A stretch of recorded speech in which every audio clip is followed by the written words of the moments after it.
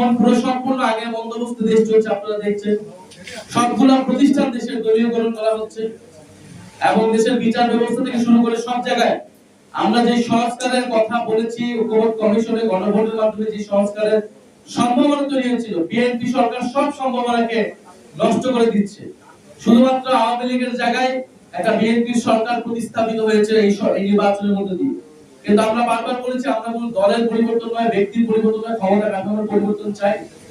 বাংলাদেশের সার্বভৌমত্বের প্রশ্নে এদেশ মাথা উঁচু করে দাঁড়াবে, আধিপত্যবাদ প্রশ্ন মোকাবেলা করবে এবং বাংলাদেশে একটা অন্তর্ভুক্তিমূলক সকল ধর্ম, সকল মত, শ্রেণী পেশার মানুষকে সাথে নিয়ে একটা বৈষম্যহীন অর্থনৈতিক ব্যবস্থা আমরা গড়ে তুলতে চেয়েছিলাম। সেই লড়াইটা আমরা করেছি। এর মধ্যে দিয়ে নানান ধরনের মতবিরোধ হয়েছে, নানান ধরনের প্ল্যাটফর্ম, উদ্যোগ, তৎপরতা হয়েছে। আমরা যেগুলোকে সবকিছুকেই এর আগে আমরা এনসিপি থেকে বলেছি, এগুলোকে আমরা ইতিবাচক ভাবে দেখেছি।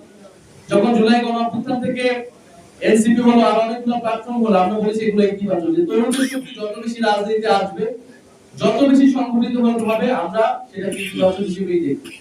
আজকে তাদের মনে হয়েছে, আমাদের মনে হয়েছে যে আমাদের উচিত আসলে একটা প্ল্যাটফর্মে কাজ করে, একসাথে কাজ করা।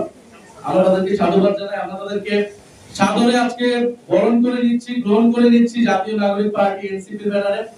আমরা সকলে মিলে এনসিপির হাতকে শক্তিশালী করব, এটাই আমাদের প্রত্যাশা। আমি আনুষ্ঠানিকভাবে নামগুলো পাঠ করছি যে যারা আছে।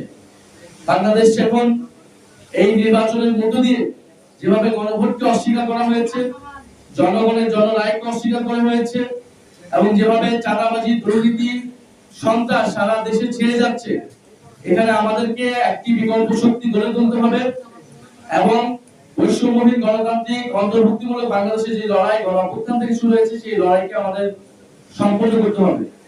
আমরা সেই আকাঙ্ক্ষা